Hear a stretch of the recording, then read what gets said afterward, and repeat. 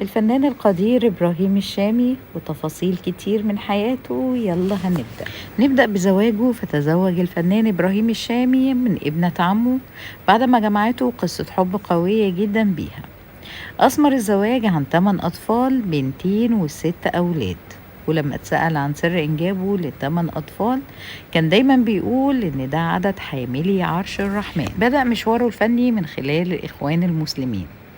الفنان إبراهيم الشامي مشواره الفني بدأ في سن شبابه، وده من خلال مشاركته في فرقة الإخوان المسلمين المسرحية.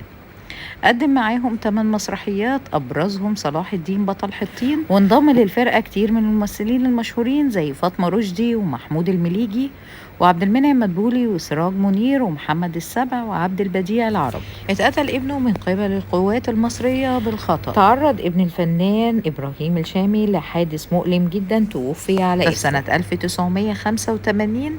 بعد زفافه اتجه إلى اليونان عشان يقضي شهر العسل، وأثناء عودته بالطيارة مع زوجته الطيارة تم اختطافها من بعض الإرهابيين. توجهوا بطائرة لجزيرة. حاول ابن الفنان إبراهيم الشامي الهروب من الطائرة عن طريق القفز هو وبعض الركاب، ولكن للأسف الشديد القوات المصرية قامت بتوجيه الرصاص إليهم اعتقادا منهم إنهم إرهابيين، وللأسف الشديد أصيب برصاصة في صدره وتوفي على إثرها. بعد مقتل ابنه دخل الفنان إبراهيم الشامي في حالة اكتئاب حاد، وبعدها اتجه للتصوف، وكانت السبحة ما بتفرقش إيده.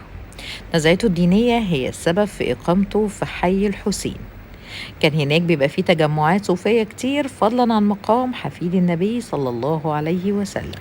اتولد الفنان إبراهيم الشامي 3 يوليو سنة 1921 في قرية أبو صير بالغربية. هو ممثل مصري حاصل على الدبلوم الصنايع، واشتغل في سلاح الصيانة بالجيش المصري. نشأ وترعرع في حي الحسين وسكن فيه ولم يتركه حتى فارق الحياة. كان محب للفن منذ طفولته. اشترك في الفريق التمثيلي للمدرسة وقدم عروض مسرحية من أهمها مسرحية قمبيز ومجنون ليلى، ده بالإضافة لحفظه الكثير من الشعر العربي، وده اللي ساعده إنه يحفظ القرآن الكريم بإجادة جدا. غير اسم ابنه بسبب غضبه من الرئيس جمال عبد الناصر.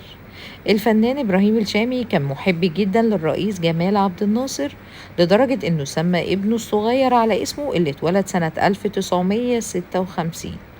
ولكن بعد هزيمة 67 طلب من ابنه إنه يختار أي اسم تاني غير جمال يندهله بيه.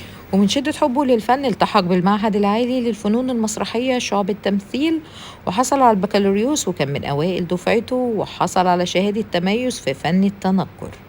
شارك في مسرحيات كتير أبرزها سليمان الحلبي، النار والزيتون، حلاق بغداد، وغيرها من المسرحيات. ومن أبرز الأعمال الدرامية اللي شارك فيها كان مسلسل غوايش. وفي يوم 13 سبتمبر سنة 1990 رحل الفنان إبراهيم الشامي عن عالمنا في هدوء تام عن عمر ناهز 69 عام، بعد ما ترك خلفه إرثا فنيا رائعا للفن العربي. خلص الفيديو، لو عجبكم لايك وشير وفولو للبيج.